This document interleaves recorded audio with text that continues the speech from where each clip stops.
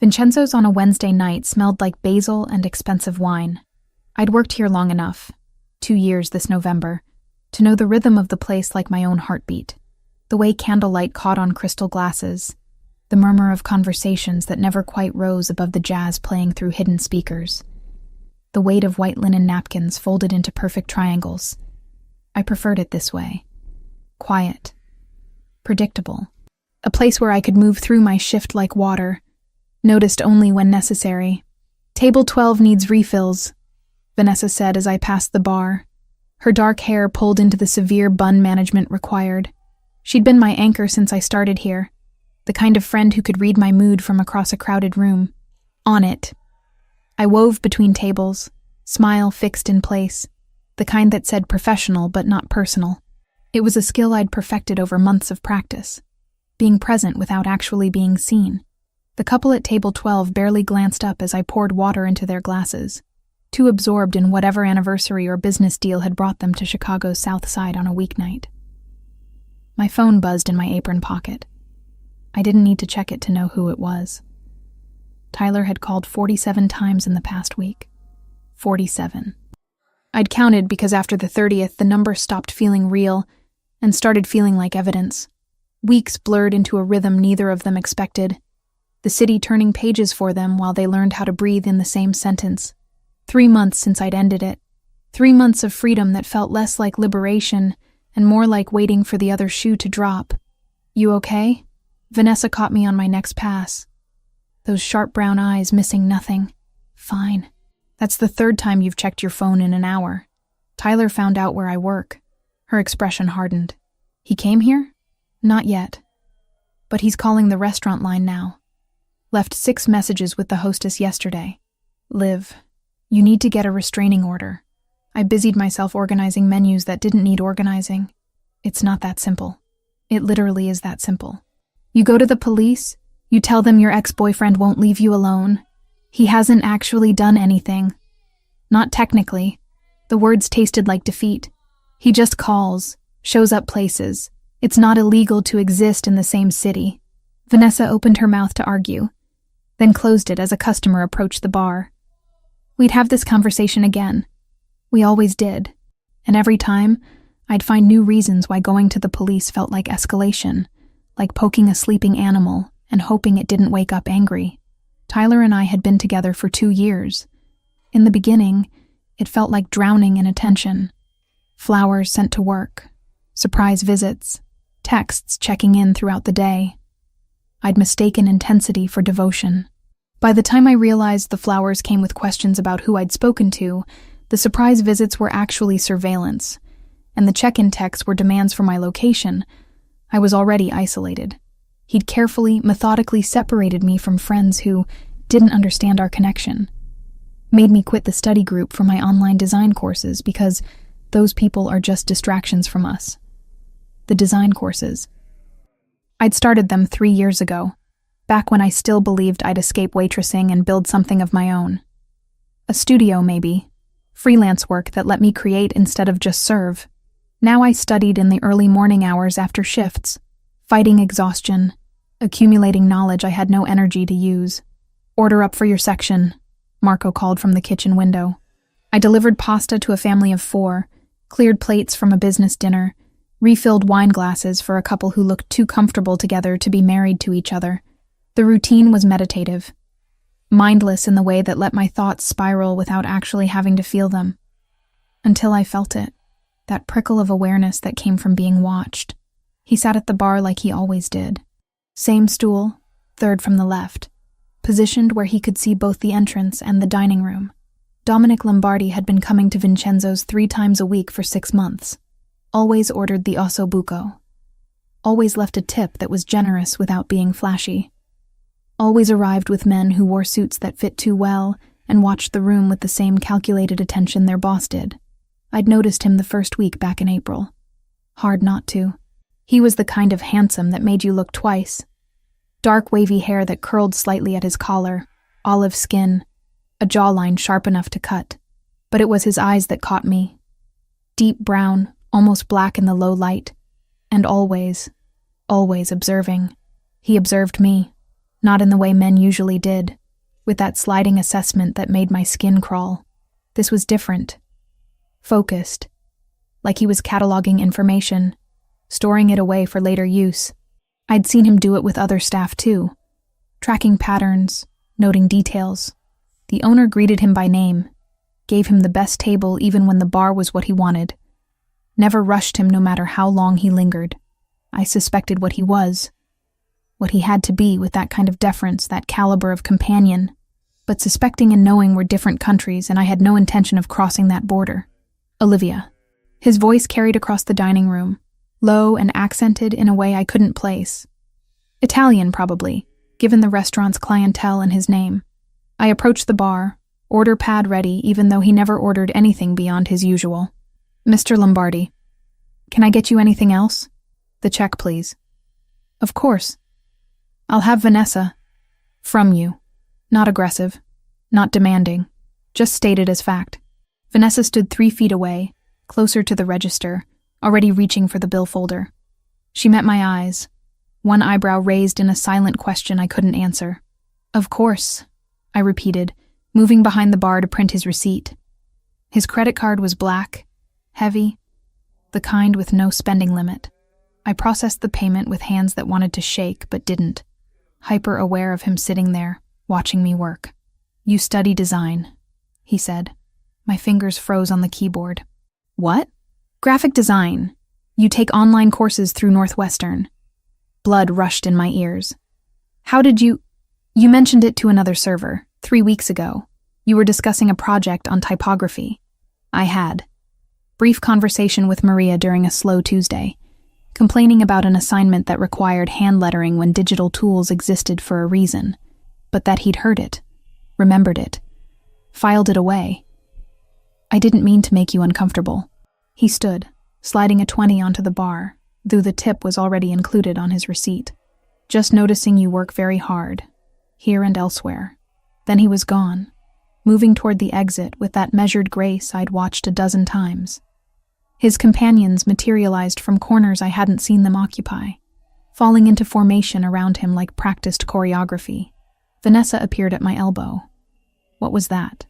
I have no idea. Dominic Lombardi just complimented your work ethic and knew about your classes. She kept her voice low, barely audible over the music. Liv, that man owns half the South Side. He doesn't notice waitresses unless there's a reason. Maybe he's just observant. Nobody's that observant by accident. She was right. I knew she was right. But my phone was buzzing again in my pocket. Tyler, always Tyler. And I was too tired to unpack what it meant that a man like Dominic Lombardi had been paying attention. I finished my shift, counted my tips, changed out of my uniform in the staff bathroom. The night air hit like a wall when I stepped outside. October in Chicago already hinting at the brutal winter ahead. I'd walk home like always, 6 blocks through streets I knew by heart. My phone lit up with another call. Tyler's name flashed across the screen.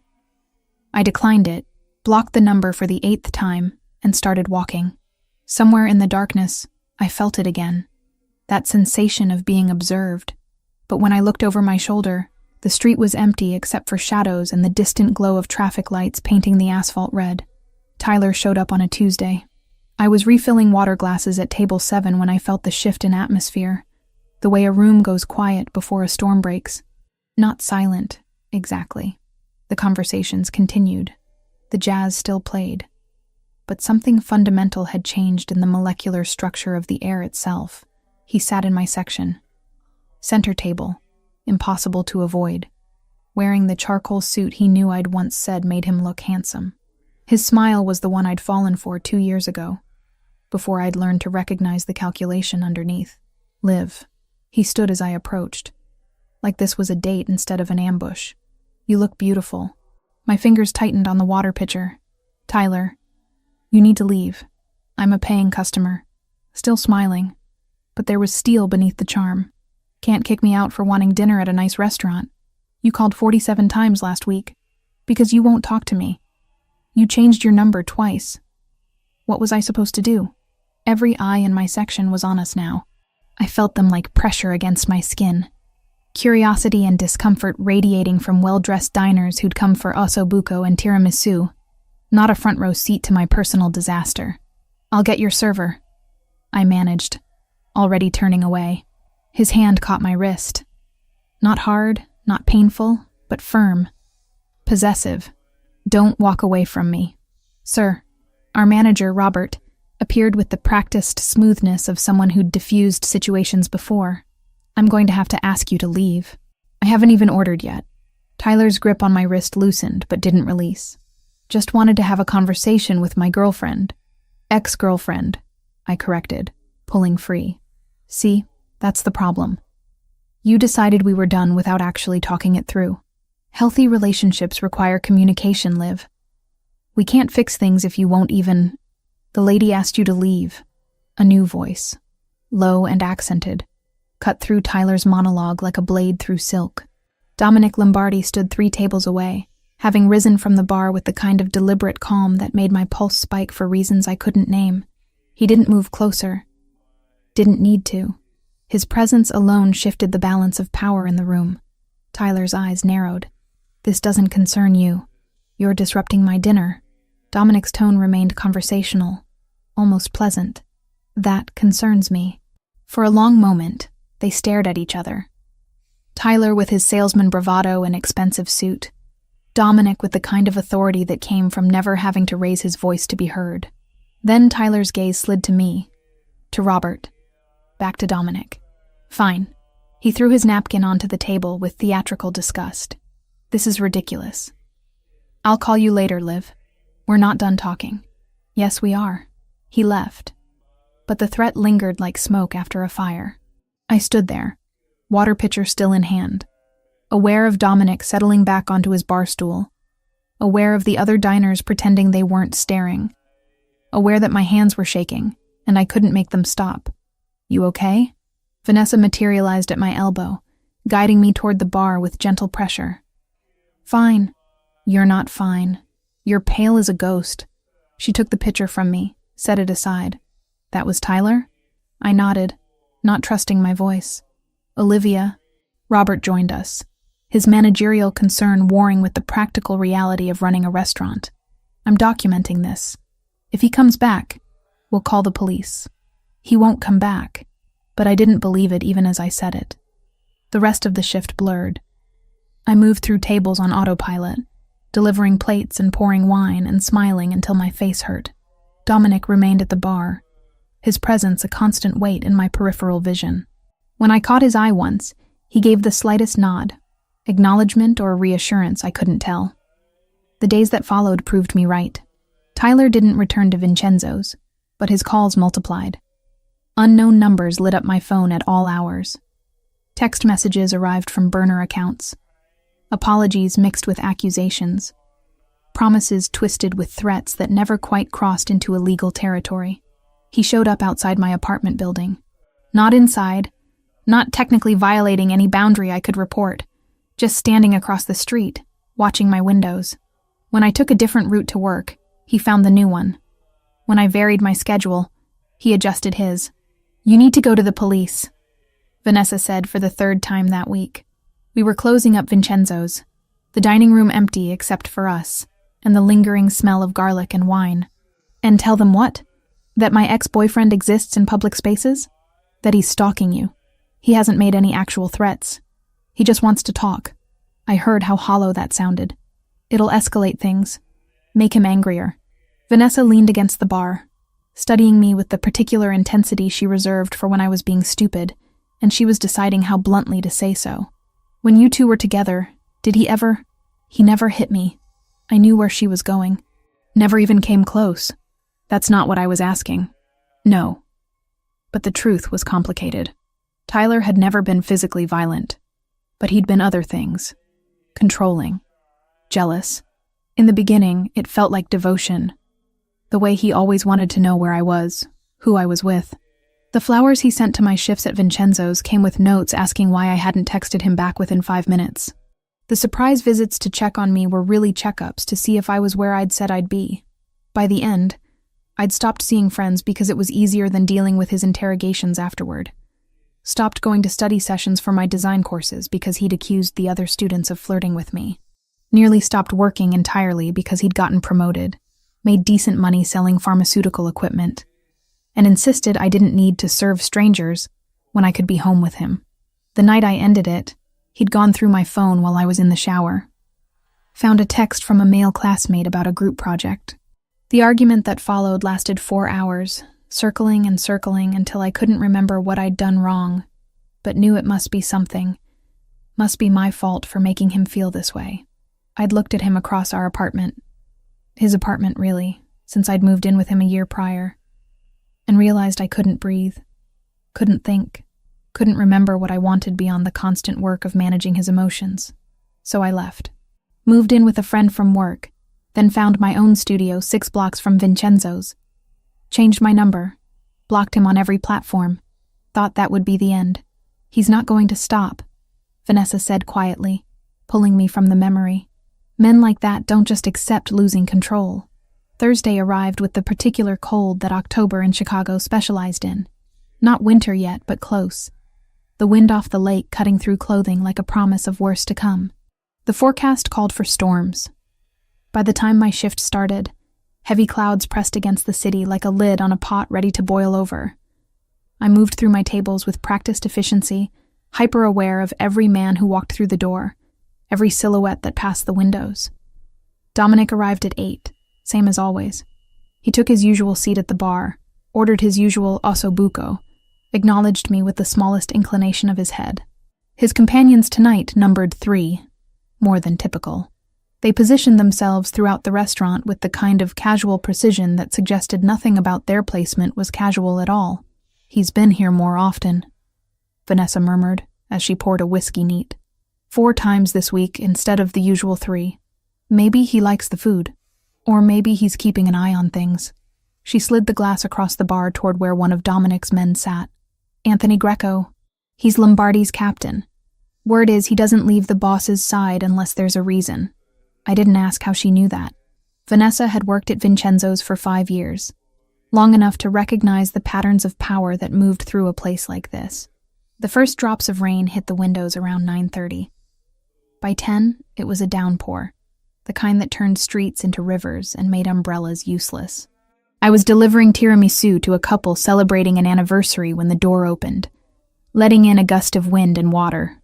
Tyler stood in the entrance, soaked through, hair plastered to his skull, chest heaving like he'd run the whole way. His eyes found mine across the restaurant, and I saw it. The moment calculation gave way to something rawer, more desperate. This was going to get worse before it got better. Tyler didn't wait for an invitation. He moved through the dining room like he owned it, water dripping from his jacket onto pristine hardwood, leaving a trail that marked his path like breadcrumbs in a nightmare. Conversations faltered as he passed. The couple celebrating their anniversary stopped mid-toast. A businessman paused with his fork halfway to his mouth. "Liv," my name came out rough, desperate. "We need to talk, now." I set the tiramisu down on the nearest table with hands that had gone numb. "Tyler, you can't be here. Robert already told you." "I don't care what Robert said." His voice climbed, drawing more eyes. "You've been avoiding me for 3 months. 3 months of silence, of pretending I don't exist. That's not how you end a 2-year relationship. I told you why I left." My voice came out smaller than I wanted, throat tight with the particular humiliation of having this conversation in front of an audience. "We talked about it. Multiple times." "No. You talked. You made accusations. You decided I was controlling when I was just trying to protect us." He stepped closer, and I stepped back, bumping into a chair. "You left because you listened to your friends instead of me. That bartender, what's her name? Vanessa? She never liked me. She got in your head."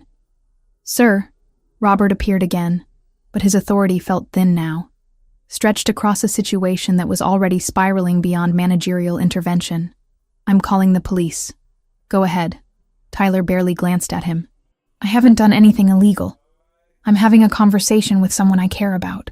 His eyes found mine again, and there was something wild in them now. Something that made my stomach drop. "You owe me that much. After everything I did for you, everything I gave up, you didn't give up anything." The words came before I could stop them. 2 years of suppressed anger finally finding voice. "You isolated me, monitored my phone, Made me quit seeing friends because you decided they were bad influences. That's not love, Tyler. That's control. His face flushed red. I protected you. From people who didn't understand what we had. From men who looked at you like, he gestured vaguely around the restaurant, like these people look at you, like you're just something to consume. That's my job. I'm a waitress. You could do so much more than this. He took another step forward, and I had nowhere left to retreat. I wanted you to quit so you could focus on your design work. Build something real instead of serving pasta to strangers who don't give a damn about you. I wanted to work. I needed my own money, my own life. Your own life? He laughed, sharp and bitter. So you could do what? Take online classes that cost a fortune and go nowhere. Waste time on hobbies when we could have been building a future. My vision tunneled. This was it. The conversation we'd had a dozen times in different variations. The one that always ended with me apologizing for wanting things outside of him. Outside of us. I'm not doing this here. Then where? You won't answer my calls. Won't meet me. Changed your number twice. What was I supposed to do, Liv? Just accept that you threw away 2 years? I didn't throw away anything. I left because I couldn't breathe anymore. That's bullshit. His hand shot out, caught my arm just above the elbow. Not hard enough to hurt, but firm enough to make his point. You're coming with me. We're going to sit down somewhere private and actually talk this through like adults. Let go of me. 5 minutes. That's all I'm asking. He was pulling now, tugging me toward the back of the restaurant, toward the corridor that led to the bathrooms and the kitchen. 5 minutes to explain why you're throwing away the best thing that ever happened to you. I tried to pull back, but his grip tightened. The restaurant spun around us. Faces turning, someone standing. Vanessa's voice calling my name from somewhere far away. Tyler's fingers dug into my arm hard enough that I knew there would be marks tomorrow, purple proof of this moment. Tyler, stop! Just 5 minutes! His voice cracked, and for a second I saw him as he was, desperate, unraveling, a man who'd built his identity around controlling someone and couldn't accept that the foundation had crumbled. That's all I need, to make you understand. She said stop. The voice cut through the chaos like a blade through silk. Low, accented, carrying the kind of authority that didn't need volume to command attention. Tyler froze. His grip on my arm loosened fractionally as he turned, and I turned with him. Both of us pulled by the magnetic weight of that voice. Dominic Lombardi stood 5 feet away, having crossed the dining room with the kind of silence that made me wonder how long he'd been moving. His suit was dry despite the rain hammering the windows, his dark hair perfectly in place. But it was his eyes that made my breath catch, brown so deep they looked black, fixed on Tyler with the focused intensity of a predator who just identified prey. This doesn't concern you, Tyler said. But his voice had lost its edge. You're disrupting my dinner. Dominic took a single step forward. And somehow that small movement carried more threat than Tyler's entire scene. That concerns me. I'm talking to my girlfriend. Ex-girlfriend. I found my voice, though it shook. He's my ex. Then she's asked you to stop. Dominic's tone remained conversational, almost pleasant, which made it more terrifying. You should listen. Tyler's hand was still on my arm, fingers curled into my flesh. I felt the moment his grip shifted from possessive to defensive. Felt him calculate his options and come up short. This is between me and Liv. It's personal. Nothing is personal when you make it public. Dominic glanced at Robert, who stood frozen between intervention and self-preservation. Call the police. File a report. Get this gentleman's identification for the record. That's not necessary. Tyler started. It is. Not a suggestion. A statement of fact. You've assaulted someone in my establishment. That has consequences. I didn't assault anyone. I just wanted to talk. But Tyler's hand dropped from my arm, finally, fingers releasing with visible reluctance.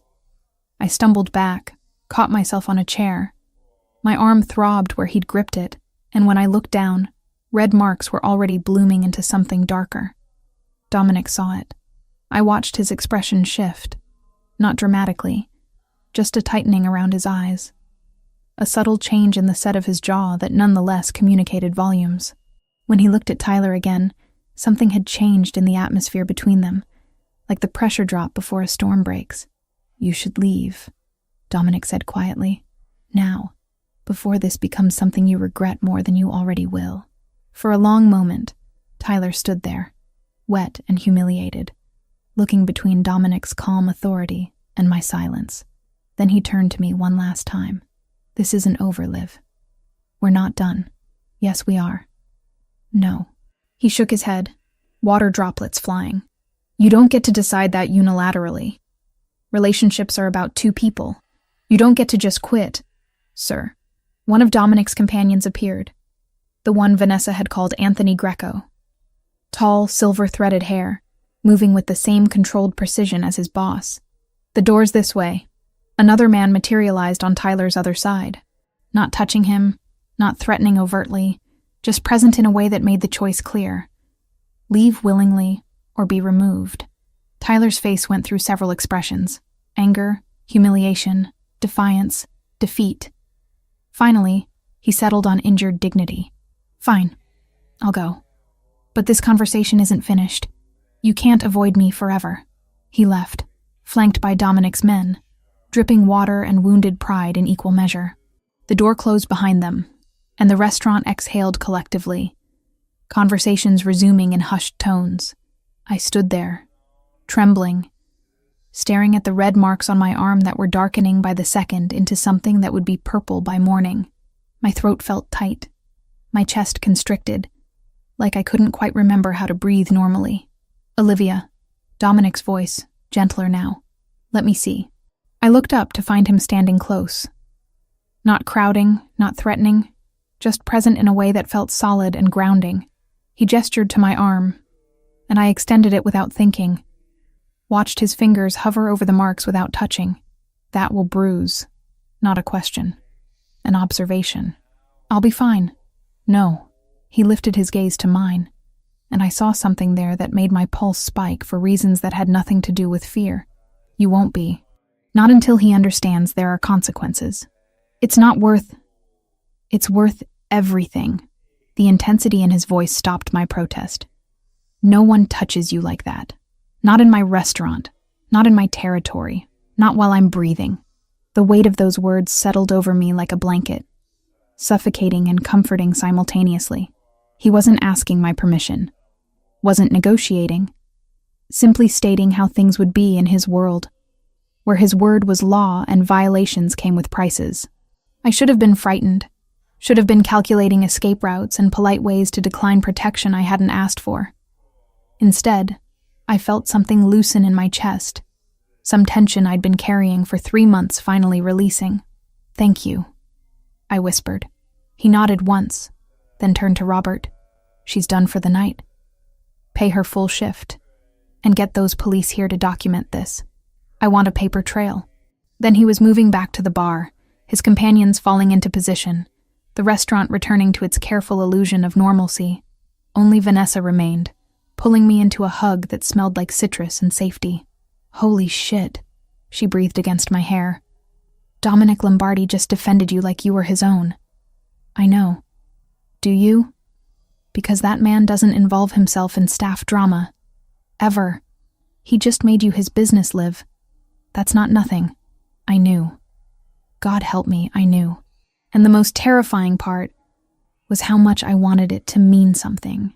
The police arrived 20 minutes later, 2 officers who looked tired and skeptical in equal measure.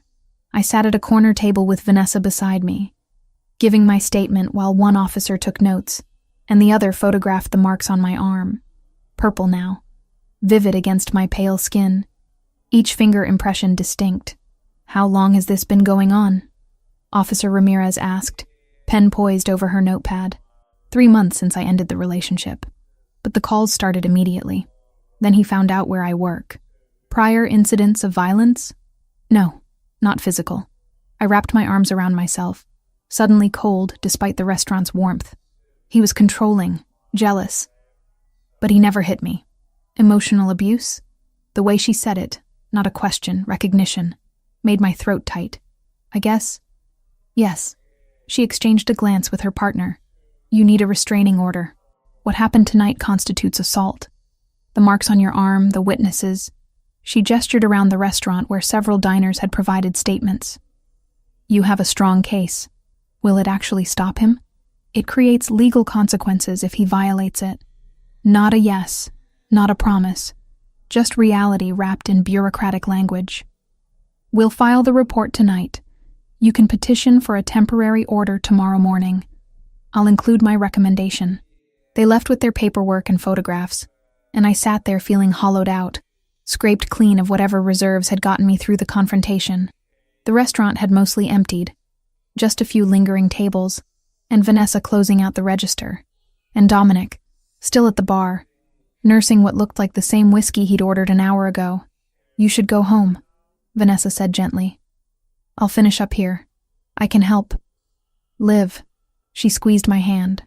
Go. You've had enough for one night. I changed in the bathroom, trading my uniform for jeans and a burgundy sweater that had seen better days. My reflection looked washed out. Eyes too wide, purple marks visible even through the concealer I'd hastily applied. I looked like a victim, which I supposed I was, even if I hated the word. When I emerged, Dominic was waiting near the door, jacket on, car keys in hand. I'll take you home, he said. Not a question, not a demand. Just a statement of how things would be.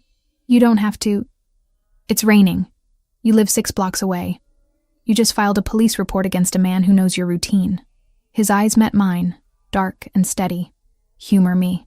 The SUV was warm and leather-scented, rain drumming against the roof in a rhythm that should have been soothing, but only made me more aware of the enclosed space, of Dominic behind the wheel, of the 2 men in the back seat who hadn't been introduced, but radiated the same controlled danger as their boss. How long were you together? Dominic asked as he pulled into traffic. 2 years. And he's been harassing you for 3 months since you ended it. He calls it trying to fix things. Says I gave up too easily. Didn't give him a chance to change. Did he need to change? The question caught me off guard. Not whether I was overreacting, whether I'd tried hard enough, whether maybe I'd been too sensitive. All the things Tyler had asked. Just a simple acknowledgement that if change was necessary, the problem existed. Yes. My voice cracked. He monitored my phone, got angry when I talked to male classmates about school projects, made me quit seeing friends because he decided they were bad influences. I thought it was because he loved me so much, you know? That level of attention felt like devotion at first. It's called control. Dominic's hands tightened fractionally on the steering wheel. Men who love you want you to grow. Men who own you want you to shrink. The truth of that settled into my bones, heavy and undeniable. I should have left sooner. You left. That's what matters. We pulled up to my building, a shabby walk-up that had been cheap enough to afford on my own. Security door that hadn't worked since the 90s. No doorman, no cameras. It looked especially grim in the rain, water streaming from a broken gutter, graffiti visible on the brick despite the darkness. Dominic killed the engine. I'm walking you up. That's really not... He was already out of the car, opening my door before I finished protesting. I climbed out into the rain, and he stayed close as we crossed to the entrance. Close enough that I felt the heat of him. The solid presence that somehow made the night feel less threatening. The stairs smelled like mildew, and someone's burned dinner. I climbed to the 3rd floor with Dominic behind me, hyper-aware of him in my space, in my building, seeing the poverty I worked so hard to escape from every day at Vincenzo's, where everything was beautiful and expensive and other people's. This is me. I stopped at 3B, keys already in hand. He waited while I unlocked the door, then reached into his jacket and produced a business card, thick stock, embossed lettering, a phone number but no name. My direct line. If he shows up, if you feel unsafe, anything, you call me immediately. Mr. Lombardi, I can't ask you to. You're not asking. I'm offering. His gaze held mine, intense enough that I had to remind myself to breathe. What happened tonight was unacceptable. It won't happen again.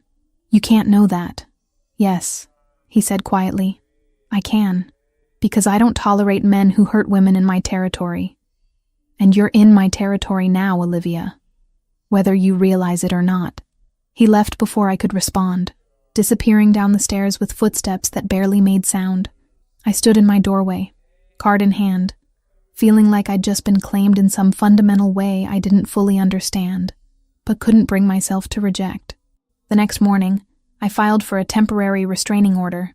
The clerk was efficient, the judge perfunctory, and by noon I had a piece of paper that said Tyler Morrison had to stay 100 yards away from me at all times.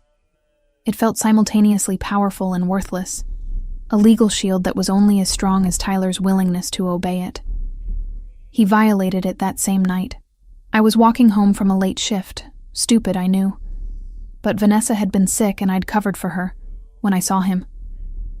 Across the street from my building, just standing there in the glow of a streetlight like he had every right to occupy that space. Liv. He started toward me the moment I appeared, and panic spiked through my chest so hard I couldn't breathe. The card.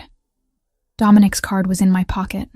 I fumbled for my phone with shaking hands, nearly dropped it, managed to pull up the number and hit call. It rang once, twice, then his voice, sleep rough and alert simultaneously. Olivia, he's here. Outside my building. He's not supposed to be here, there's a restraining order, but he's... Stay where you are. Don't approach him. Don't engage. I'm sending someone. Dominic. 15 minutes. Can you stay safe for 15 minutes? Tyler was crossing the street now, moving with that determined stride I remembered too well. I don't know. Go into the bodega on the corner. Stay around people. I'll be there soon. I ran, literally ran the half block to the corner store, stumbled inside, while the owner looked up from his magazine with startled concern. Tyler followed, stopping at the door but not entering, just standing there watching me through the glass like a predator waiting for the herd to scatter. 11 minutes. That's how long it took for the black SUV to arrive, sleek and menacing, double parking with the kind of confidence that said traffic laws were suggestions. Anthony Greco stepped out, silver hair gleaming under streetlights, moving with lethal grace, and approached Tyler with purpose. I couldn't hear the conversation through the glass, but I saw Tyler's face go from defiant to pale, saw him take a step back, then another. Anthony pulled something from his jacket. Not a weapon, a phone, and handed it to Tyler. Tyler listened to whatever was said through that phone, and the color drained from his face entirely. He left, just turned and walked away like he'd been released from strings, disappearing into the night. Anthony retrieved his phone, glanced toward where I stood in the bodega, gave the slightest nod, then returned to the SUV and drove away. My phone buzzed. Text from Dominic's number. You're safe. He won't be back tonight, but he came back. Not that night, but the next week, and the week after. Always careful to stay just beyond the legal distance. Always watching. Always there. And every time, like clockwork, someone from Dominic's crew would appear. No confrontation, no violence, just presence. A reminder that I wasn't unprotected, that someone was watching back. I started noticing them at other times, too. The car that always seemed to be parked near my building. The man reading a newspaper at the coffee shop I frequented. The same faces in different locations. Never intrusive, never acknowledged, but always there. It should have felt suffocating. Should have triggered all the same alarm bells Tyler's monitoring had. Instead, I felt something I hadn't experienced in months. Safe. Because the crucial difference was choice. Dominic had offered protection, and I'd accepted it. He wasn't demanding access to my phone or questioning my whereabouts. He was simply ensuring Tyler couldn't hurt me again. This is insane, Vanessa said 2 weeks after the restaurant incident. We were having coffee before our shift, and she'd spotted yet another of Dominic's men positioned across the street. You have a Mafia boss's crew following you around Chicago, like you're under witness protection. I know, and you're okay with this. I thought about Tyler's face outside my building, about the 47 calls, about the 2 years I'd spent shrinking myself into something he could control, about how Dominic's protection felt less like a cage and more like breathing room. Yeah, I said finally. I think I am. Dominic returned to Vincenzo's a week after Tyler's removal from my life, or attempted removal, since Tyler's presence lingered like smoke in fabric, impossible to fully wash away. But this time, when Dominic arrived, he didn't take his usual seat at the bar. He chose a table in my section. Center of the room, impossible to miss, deliberate in its statement. Mr. Lombardi.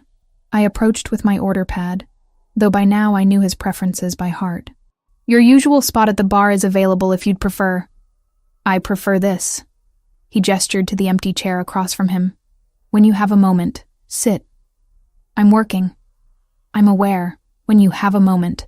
Robert caught my eye from across the room, gave the smallest nod of permission, or maybe surrender. Hard to tell the difference when it came to accommodating Dominic Lombardi's requests. I sat during a lull between courses, perched on the edge of the chair like I might need to spring up at any second. Which I might. Waitressing didn't allow for extended breaks, even when invited by customers who apparently owned half the South Side. How are you? He asked, and the directness of it, no preamble, no small talk, caught me off guard. Fine. Tired. Working. Tyler hasn't contacted you again? He tried. 4 times yesterday from different numbers. I didn't answer. I folded my hands in my lap to keep them from fidgeting. Your people keep showing up when he does. I appreciate it, but I can't keep accepting indefinitely. I can't afford private security and I don't want to owe... You don't owe me anything. His voice was firm, but not harsh. And there's no payment expected. No debt accrued. I don't tolerate men who hurt women. It's that simple. Nothing about this is simple. No, he agreed. But my position on it is. He put his hands on you and my establishment. That made it personal. What happens after is just...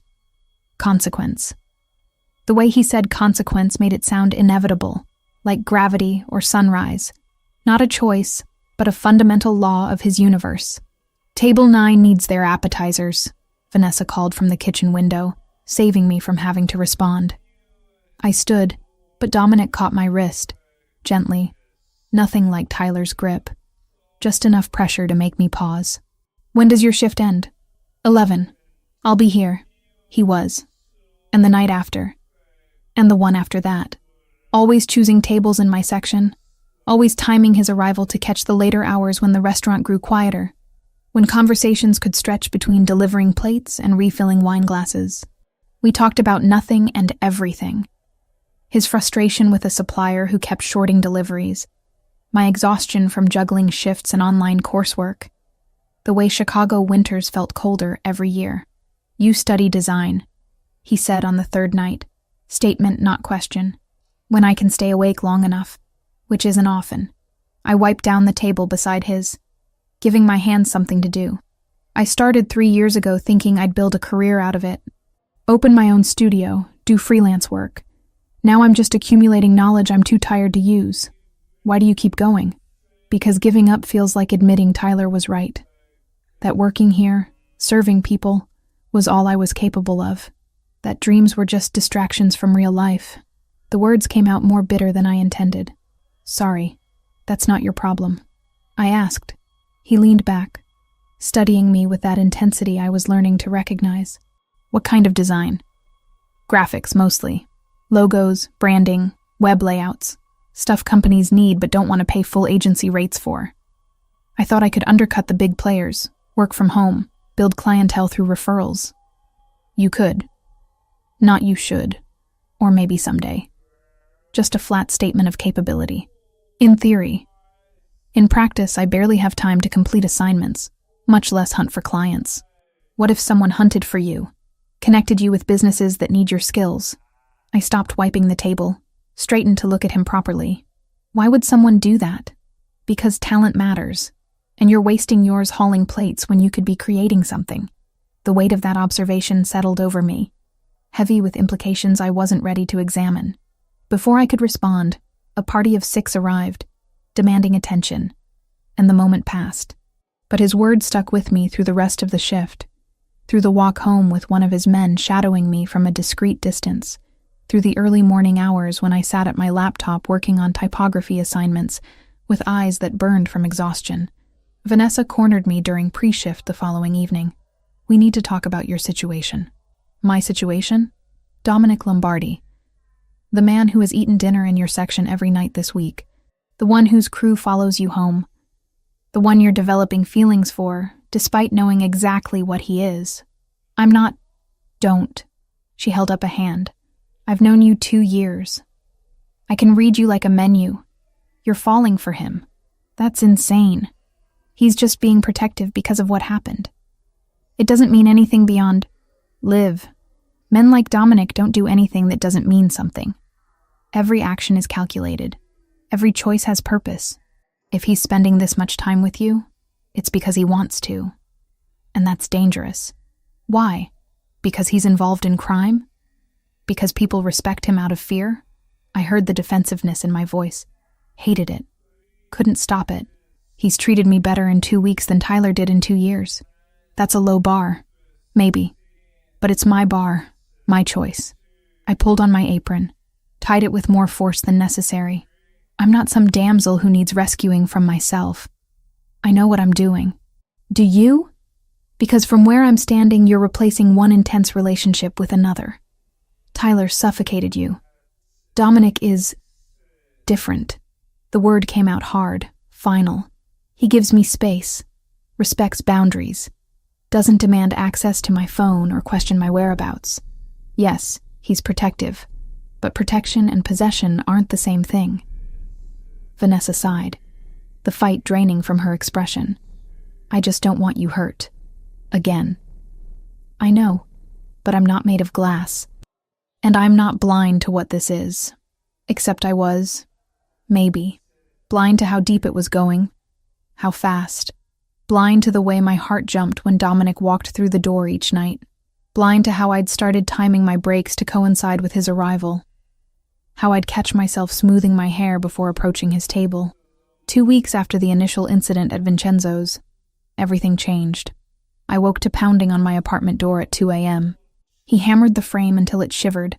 Apology nodded with accusation. Hands shaking, I called Dominic.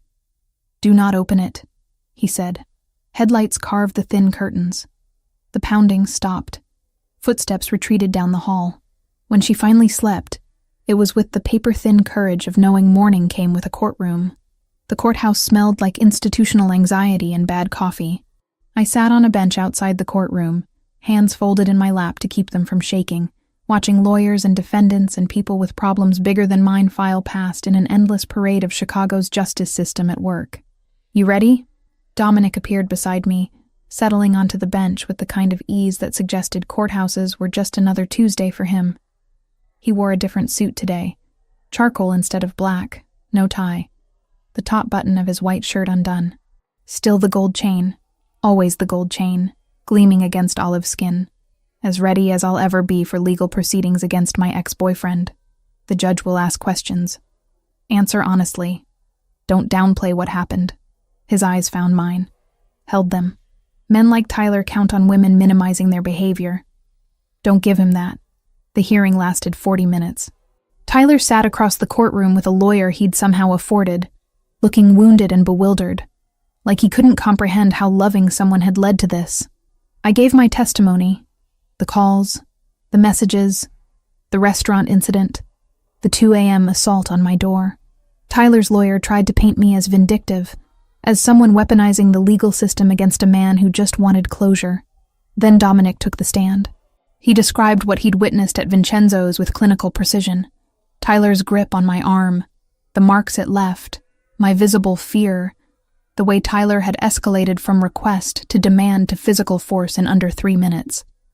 When Tyler's lawyer tried to suggest Dominic had ulterior motives for his testimony, Dominic simply said, I don't tolerate men who put their hands on women. That's not an ulterior motive. That's a moral baseline. The judge granted a 2-year order. Tyler would stay 100 yards from me, from Vincenzo's, from my apartment building. Violation would result in immediate arrest. Tyler's face went through a progression of emotions. Shock, anger, humiliation, before settling on something harder, more calculating. As he left the courtroom, his eyes found mine. And the look he gave me promised this wasn't over despite what the law said. Dominic caught it too. I felt him tense beside me, saw his jaw tighten fractionally, but he said nothing, just placed a hand on the small of my back and guided me out through a side exit that avoided Tyler's route. He's not going to respect that order, I said once we were outside, cold November wind cutting through my jacket. I know. So, what was the point? Documentation. Legal standing. When he violates it, and he will, there are consequences now. Real ones. He opened the passenger door of his SUV. Plus, it establishes pattern for when this escalates further. When, not if. Men like Tyler don't accept loss. They reframe it as temporary setback, as something to overcome. The restraining order is just another obstacle in his mind, not an ending. The bleakness of that assessment should have terrified me.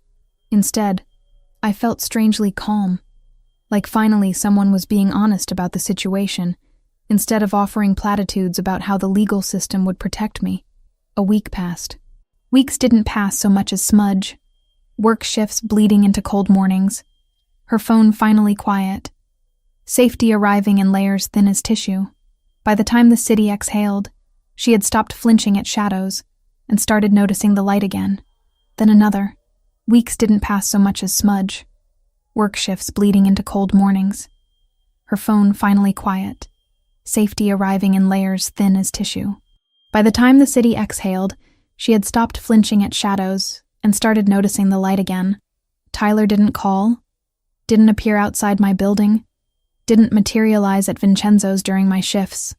The silence felt more ominous than his constant presence, like waiting for thunder after seeing lightning. He's planning something, I told Vanessa during a quiet Wednesday afternoon. This isn't like him. Giving up. Maybe Dominic's protection actually worked. Maybe Tyler finally got the message. Or maybe he's just being smarter about it. Dominic called that evening while I was finishing a typography assignment that was due in 2 days, and I'd barely started. You free tomorrow night? I work until 9. After. I want to take you to dinner. Somewhere that isn't Vincenzo's. My fingers froze on the keyboard. Like a date? Like a conversation. About things we should probably discuss before this goes further. Before what goes further? Silence stretched between us, loaded with everything we'd been circling around for weeks. Finally, you know what, Olivia? Don't pretend you don't. He picked me up at 9:30 in the SUV that had become familiar, drove us to a restaurant in a neighborhood I didn't recognize. Quiet, expensive, the kind of place where reservations were made weeks in advance, and Dominic walked in without one and still got the best table. We sat in a corner booth with red leather and low lighting, and for the first time since I'd met him, I felt like I was seeing Dominic outside the context of crisis management. Tell me about your family, he said after we'd ordered. Not much to tell. Only child. Parents divorced when I was 12. Dad remarried, moved to Arizona. Mom died 3 years ago. Cancer. The familiar ache of that loss never quite faded. She was a teacher. Elementary school. She would have hated what happened with Tyler. Would have told me to run the first time he checked my phone. Why didn't you? Because I didn't realize I needed to. It happened so gradually. The checking became routine. The jealousy became proof he cared.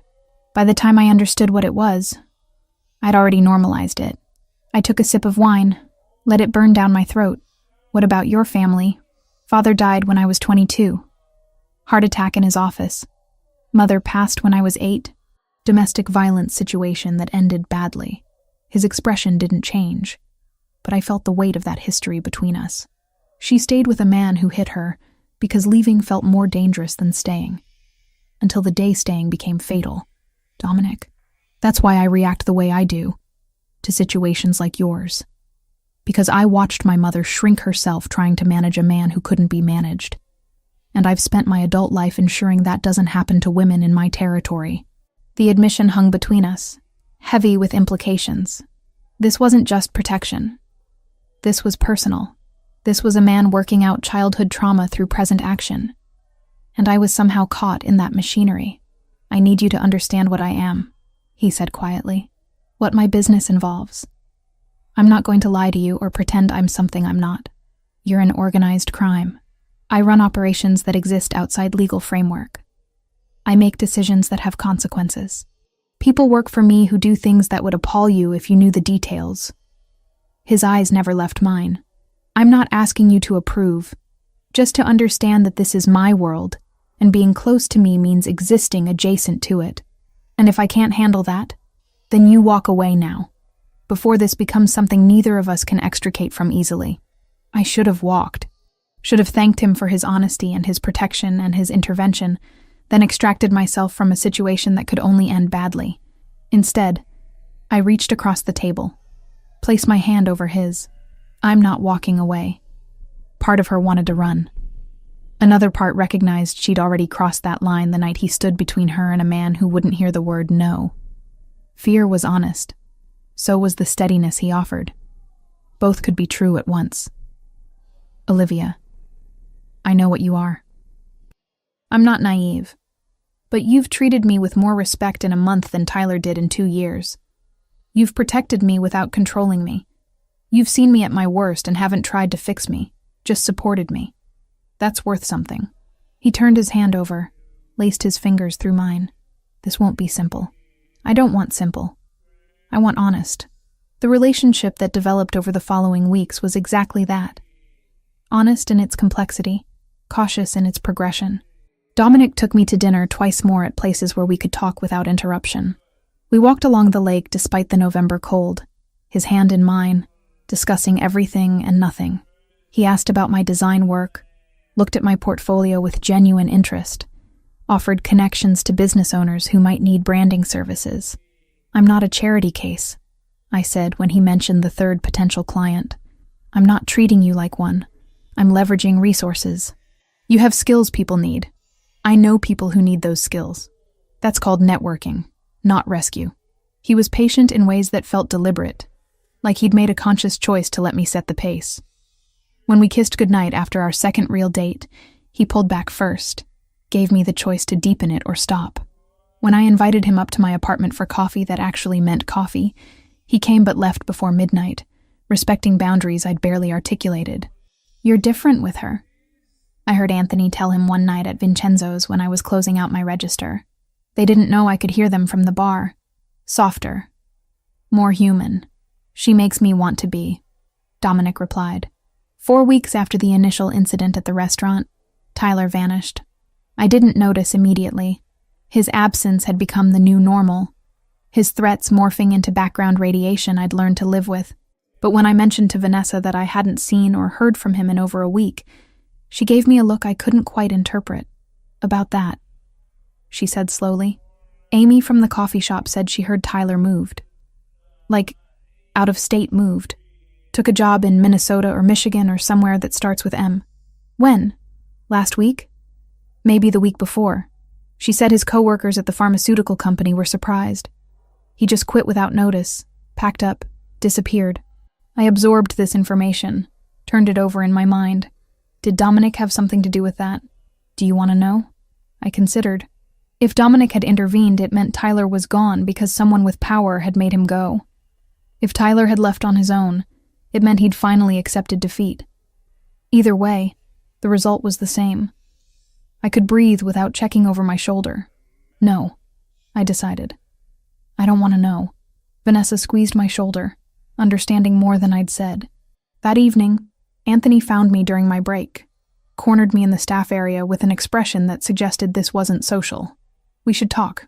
About Dominic, you, what this is becoming. I crossed my arms, suddenly defensive. I'm not sure that's your business. It's my business when my boss starts making decisions based on personal feelings instead of strategic advantage. It's my business when someone I care about is getting attached to a woman who might not understand what that attachment means. He leaned against the wall, studying me. He's serious about you. More serious than I've seen him about anyone. That changes things. Changes them how? Makes you a target. Makes you leverage. Makes you the thing people use to hurt him if they want to cause damage. His voice was matter of fact, not cruel. That's the reality of caring about someone in our world. Your safety becomes his vulnerability. So what, I should leave? Save him from being vulnerable.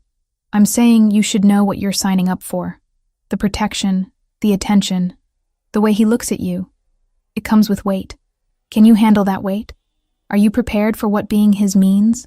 I thought about Tyler's obsession, about how love had twisted into possession, about chains disguised as devotion. Then I thought about Dominic asking permission before kissing me, about the space he gave me to choose, about protection that came with autonomy instead of control. I don't know, I admitted, but I know I want to try. Anthony nodded once, seemingly satisfied. Then hold on tight. It's going to get complicated.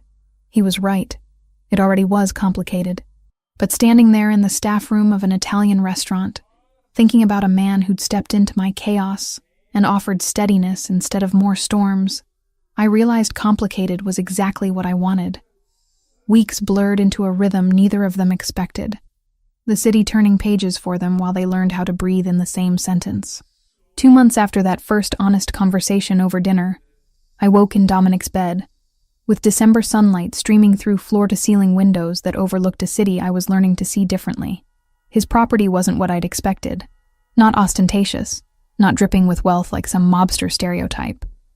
Just clean lines, expensive taste, and windows that let in so much light it felt like living inside a photograph. "You're staring," Dominic said without opening his eyes, one arm draped across my waist, pulling me closer against the warmth of him. "Just thinking. About? How different this is from what I imagined my life would look like at 25.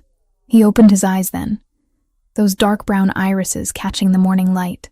Better or worse? Complicated. I traced the tattoo on his shoulder. A raven in flight, wings spread wide. But not worse. We'd fallen into a rhythm over the past weeks that felt both natural and impossible. I spent 3 nights a week here, 4 at my apartment, maintaining the independence I'd fought so hard to reclaim. Dominic never pushed for more, never questioned my need for space.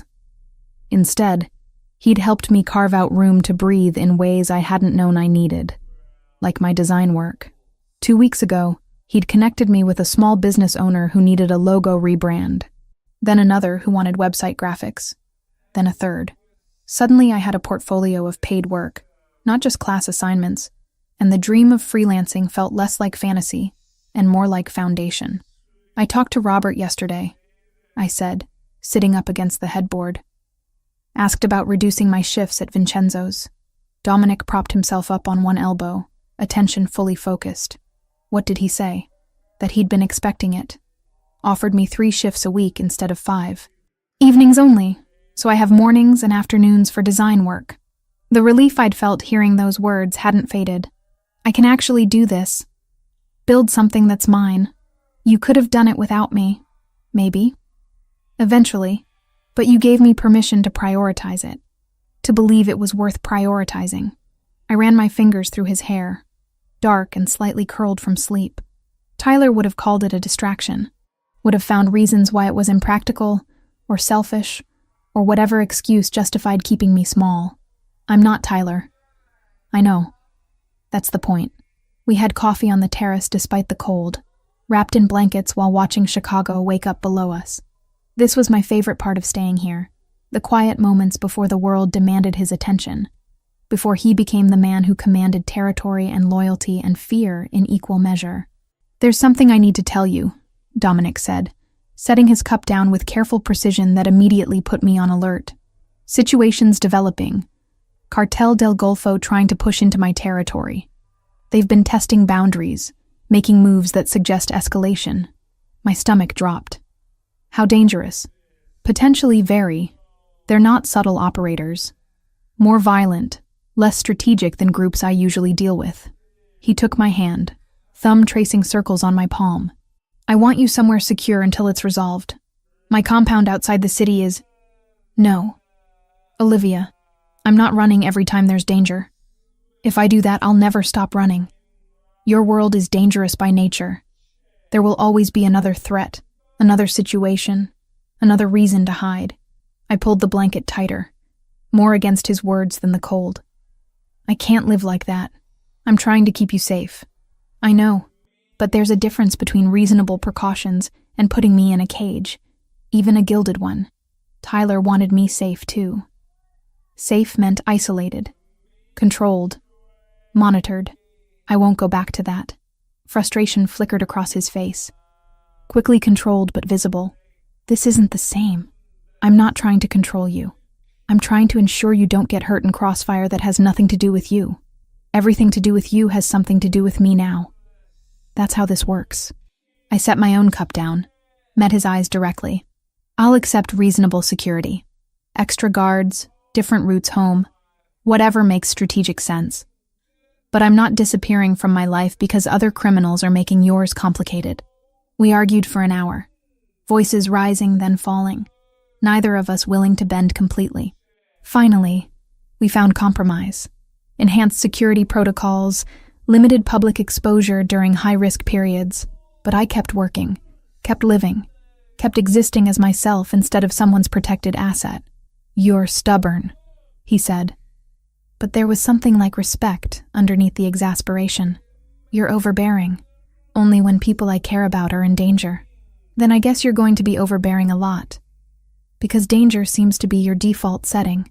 He kissed me then, hard and desperate, like he could somehow transfer his protection through contact alone.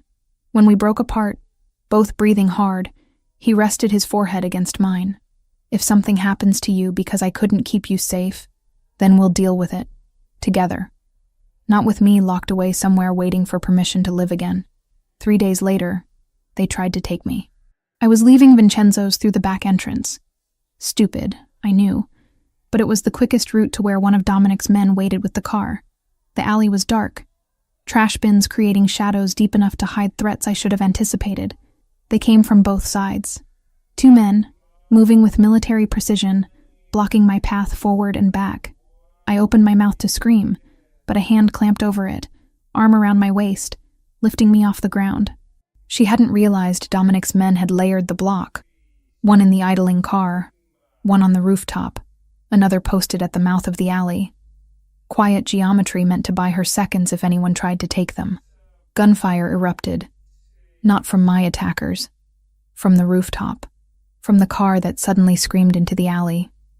From positions I hadn't known were occupied but apparently had been all along. The man holding me dropped, his grip loosening as blood bloomed across his shoulder. His partner ran, disappearing into the maze of back alleys with the kind of desperation that suggested he knew exactly who he'd just crossed. Anthony was there suddenly, weapon drawn, scanning for additional threats while another man helped me to my feet. My ears rang from the gunshots. My hands shook so badly I couldn't seem to control them. Blood splattered the concrete. Not mine. The man who'd grabbed me, but close enough that I could smell it, metallic and immediate. "Are you hurt?" Anthony's voice seemed to come from far away, filtered through the shock blanking my thoughts. "No, I don't think so. They just... Get her to the car. Now, secure the area and find out who sent them." The drive to Dominic's property passed in fragments. Streets blurring past. The weight of a jacket someone had draped over my shoulders. The taste of copper in my mouth where I'd bitten my lip without realizing. When we arrived, Dominic met us at the door, and the expression on his face when he saw me, relief and rage competing for dominance, made my eyes sting.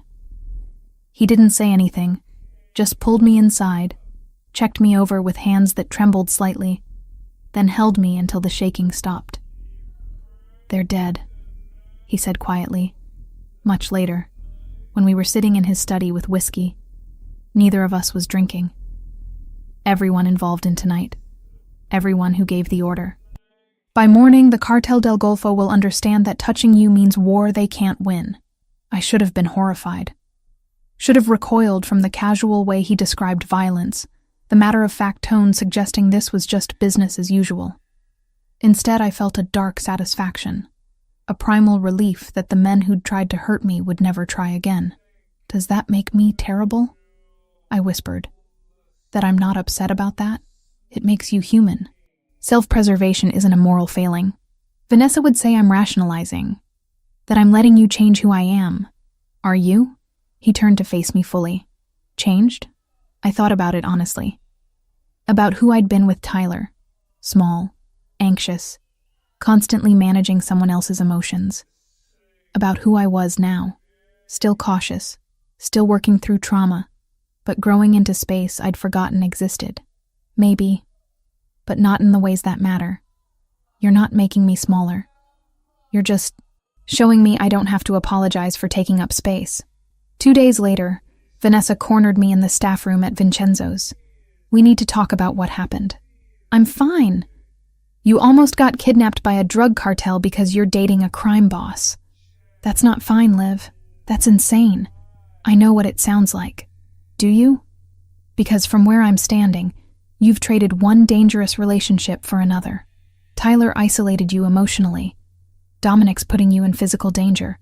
How is that better? Because I have a choice. The words came out sharper than intended. Tyler made decisions for me. Dominic makes them with me. Yes, his world is dangerous, but he doesn't hide that from me. Doesn't pretend it's something it's not. And when I say I need independence, he gives it to me. That's the difference. Even if that independence almost got you killed, I'm alive because he had people protecting me. Because he anticipated this and prepared for it without turning me into a prisoner. I sank into a chair, suddenly exhausted. I know you're worried. I know this looks crazy from the outside, but Vanessa, I love him. I love him in ways that don't make sense, that probably aren't smart, but are real anyway. Her expression softened fractionally. Does he love you? He hasn't said it. But yeah, I think he does. And that's worth the risk? Worth looking over your shoulder forever? Worth knowing that people might use you to hurt him? I don't know. Maybe, probably. I met her eyes, saw the concern there, the genuine fear for my well-being. But I know that walking away feels impossible, and staying feels like breathing for the first time in years. So yeah, I guess it's worth it. She hugged me then, fierce and quick, before pulling back with her usual practical expression firmly in place. Fine. But if he ever makes you feel small, if this turns into Tyler with better security, you tell me. Promise. I promise. That night, lying in Dominic's bed with his arm around me, and the city lights painting patterns on the ceiling, I realized something fundamental had shifted. This wasn't infatuation or gratitude masquerading as feeling. This was the real thing. Messy, complicated, probably inadvisable, but undeniably mine. And whatever came next, whatever dangers his world brought to my door, I was choosing to face them. Not because I had no other options, but because this man, this life, this impossible situation felt more like home than anything I'd known in years. That had to mean something. It had to be worth something. I chose to believe it was worth everything. Weeks blurred into a rhythm neither of them expected.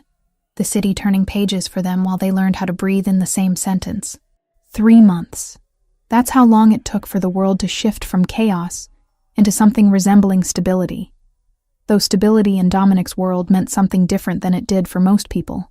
I woke in his bed with January sunlight cutting through windows that overlooked a Chicago transformed by winter, all sharp angles and frozen beauty. The Cartel del Golfo situation had resolved 2 weeks ago with the kind of finality that came from Dominic making it clear that his territory was non-negotiable. I didn't ask for details, didn't need them. The absence of tension in his shoulders told me everything I needed to know. "Coffee's ready," he said from the doorway, already dressed in dark slacks and a white shirt, gold chain catching the light. "Terrace or inside?" "Terrace. I want to see the city." We bundled in coats and blankets, carrying steaming mugs into cold air that bit at exposed skin, but felt cleansing somehow.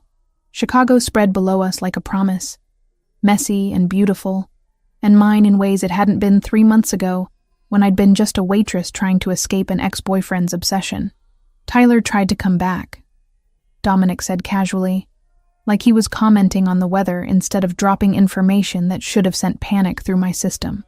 "When?" "Last week. Made it to the state border before my people intercepted him." Reminded him of our previous conversation about boundaries and consequences. He sipped his coffee, gaze distant. He won't try again. I should have felt guilt. Should have worried about what reminded him actually meant in Dominic's vocabulary. Instead, I felt nothing but relief so profound it made my eyes sting. Good. No moral crisis? No questioning whether I went too far? You protected me. That's all I need to know. He pulled me against him, and we stood there watching the city wake up. 2 people who'd built something improbable on a foundation of violence and choice. "I never expected this," he said quietly. "Never thought I'd want to build something beyond the business. Beyond territory and power and all the things I inherited from my father. What changed?" You walked into my life wearing a waitress uniform and covering bruises you thought no one would notice. And I realized that protecting territory meant nothing if I couldn't protect the people who actually mattered. His arm tightened around my waist. You made me want to be more than what I was supposed to be. I turned in his arms, looked up at the face I'd memorized over these months. The vertical scar on his chin, the dark eyes that saw too much, the jawline that could have been carved from stone. I learned something too, the difference between being controlled and being protected, between someone who fears losing you and someone who fears you being hurt. Tyler's love made me smaller. Yours lets me grow. That's not love. That's respect.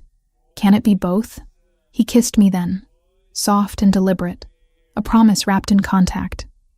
When we broke apart, the city looked different somehow. Brighter, more forgiving, like it had been holding its breath and could finally exhale. My phone buzzed with a text from my newest client, asking about mock-ups I'd promised for Friday. 2 weeks ago, I'd officially launched Mitchell Design. Just me, a laptop, and the portfolio I'd built over 3 months of late nights and coffee-fueled creativity. Dominic had offered to invest, to set me up in an office with equipment and resources I couldn't dream of affording. I'd declined everything except his connections to people who actually needed my services. Independence matters, I'd told him. I need to know I can do this on my own. You can, but accepting help doesn't make it less yours. I'll accept the clients. That's help enough. The compromise felt right, taking advantage of his network without becoming dependent on his money. 3 paying clients so far, with 2 more consultations scheduled for next week. It wasn't stable income yet, but it was mine in ways Vincenzo's never could be. Speaking of which, I had a shift tonight. 3 evenings a week now instead of 5 full days, the reduction negotiated last month when Robert had looked at my request and simply nodded, like he'd been expecting it. You're wasting talent here, he'd said. Go build something. Around noon, Vanessa texted asking if she could stop by. I met her at a coffee shop halfway between Dominic's property and my apartment, the one I still technically maintained but rarely stayed in anymore.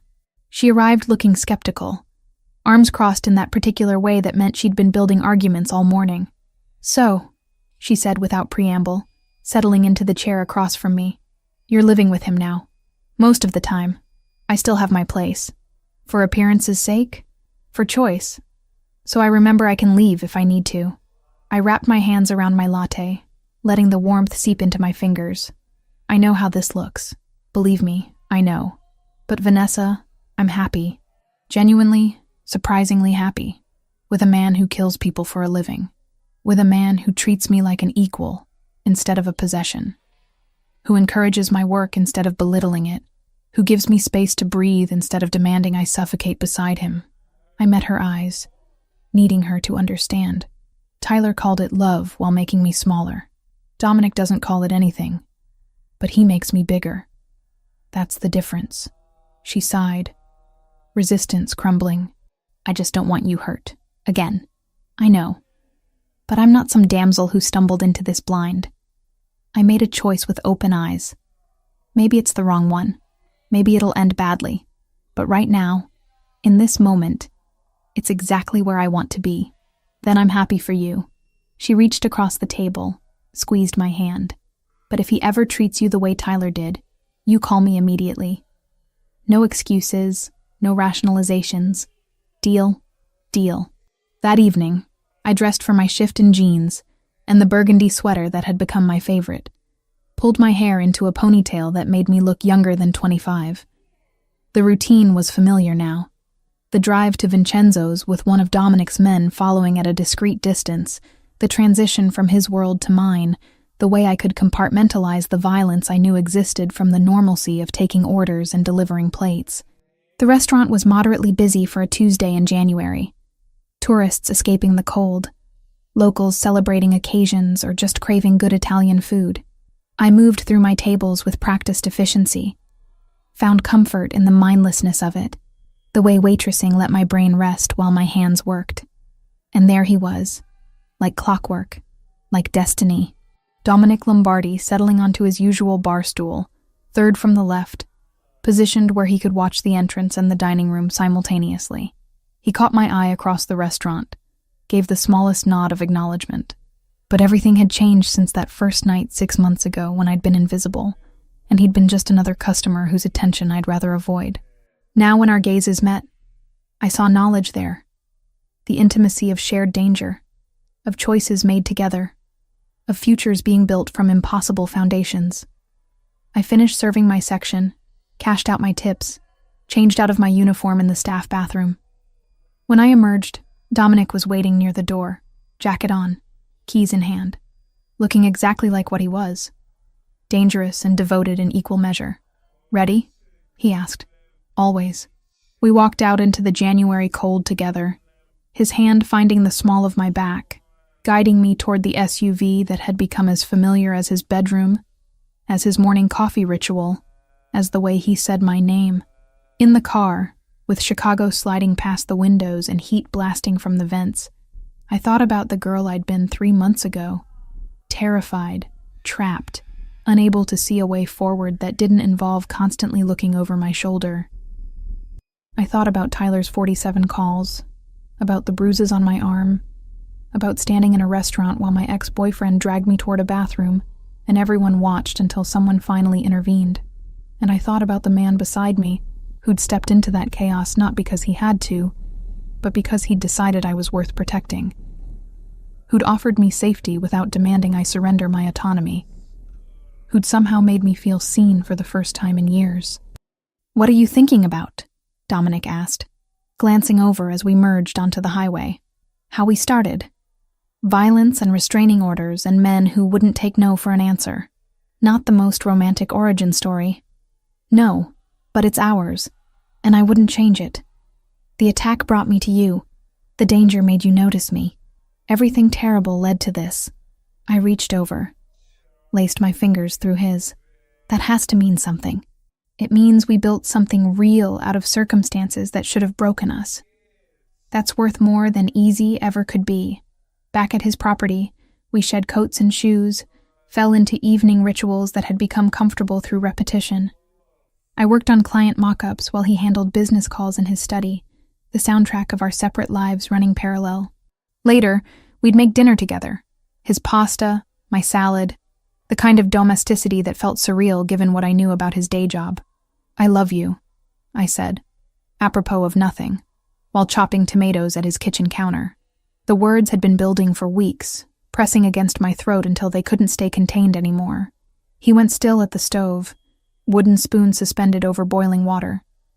Then he set it down carefully, crossed to me, cupped my face in both hands. "I love you.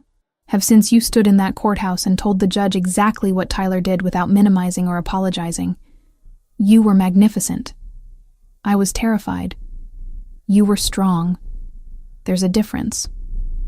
We kissed surrounded by the smell of garlic and basil, and it felt like a beginning instead of a continuation. Like we'd been building toward this moment through months of careful construction, laying foundation stones one honest conversation at a time. Later, lying in bed with his arm around me and darkness pressing against the windows, I realized I'd stopped waiting for the other shoe to drop, stopped expecting this to collapse under the weight of its own impossibility. Instead, I'd started believing in futures, plural, not singular, in choices made daily instead of once, in love that came with complications, but also with clarity. "Thank you," I whispered into the darkness. "For what? For seeing me when I was invisible, for protecting me without possessing me, for making me believe I deserved more than I'd settled for." His arms tightened around me. "You deserved everything. I just made sure you knew it." Outside, Chicago glittered in the cold January night, a city full of violence and beauty, danger and possibility. And somewhere in its complicated heart, a shy waitress and a crime boss had found something neither expected, but both chose to keep. That choice made all the difference. Chicago glittered like glass held to the sun. Hard, beautiful, honest. She had mistaken control for devotion once. Now she could tell the difference by how freely she breathed. Love didn't shrink her. It made room. Whatever came was still a choice, and she was done apologizing for taking up space in her own life.